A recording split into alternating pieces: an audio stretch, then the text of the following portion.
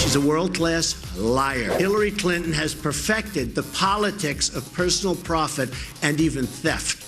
She ran the State Department like her own personal hedge fund, doing favors for oppressive regimes, and many others, and really many, many others, in exchange for cash. No Secretary of State has been more wrong, more often, and in more places than Hillary Clinton.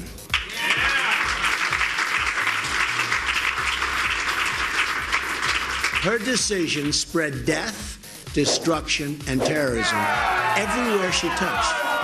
Among the victims of our late ambassador, Chris Stevens, he was left helpless to die as Hillary Clinton soundly slept in her bed. That's right. When the phone rang, as per the commercial, at 3 o'clock in the morning, Hillary Clinton was sleeping.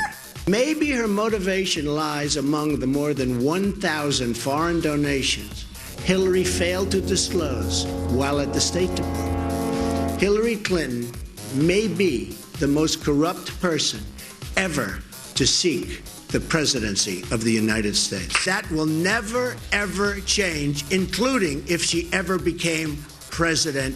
God help us. Donald Trump promised to hit Hillary Clinton hard, and he did. She criticized him previously on the economy yesterday. Today was his response. This is Risk and Reward. I'm Deirdre Bolton. We are also monitoring the vote and the possibility of Britain leaving the EU. We are just hours away until voting starts. We are going to keep you up to date on that.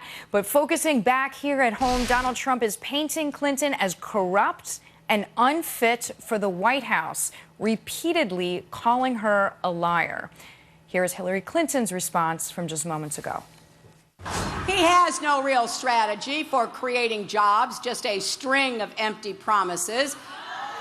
And maybe we shouldn't expect better from someone whose most famous words are, "You're fired."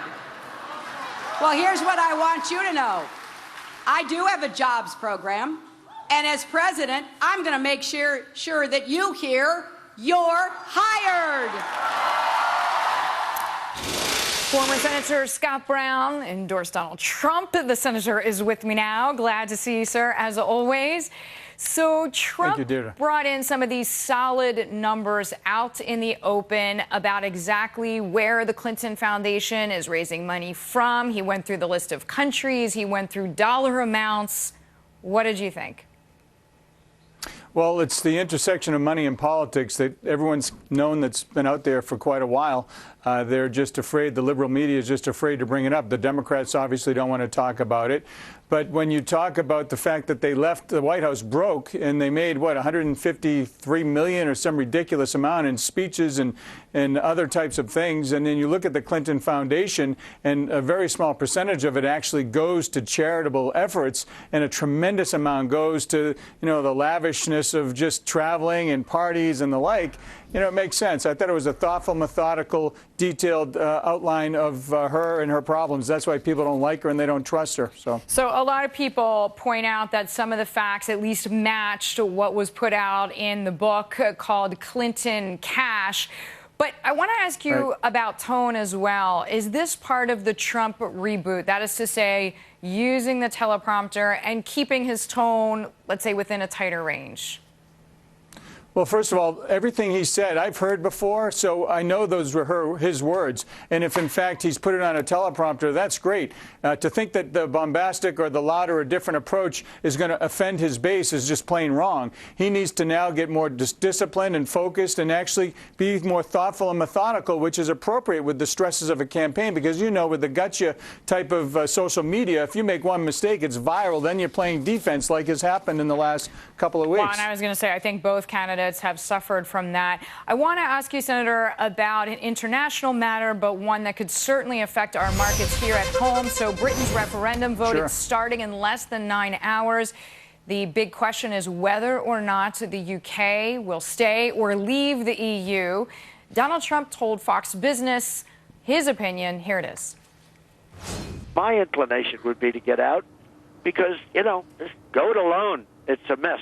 There's such a mess over. When you look at what's happened with as an example, the migration, when you look at the things that are going on over there, my inclination would be go it alone and go back to where you came from. So, Senator, what do you think of Trump's position?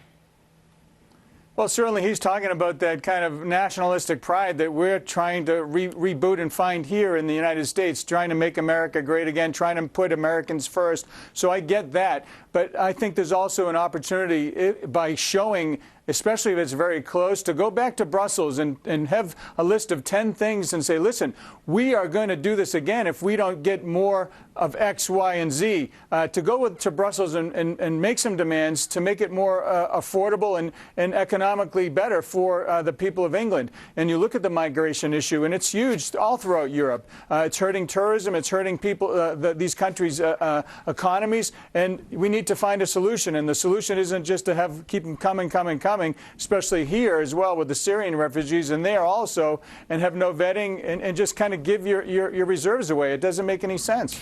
To your point, it is an issue about immigration. It is an issue about economics, and certainly then lastly, one of politics. Senator Scott Brown, thank you as always for the time. Glad to have you here.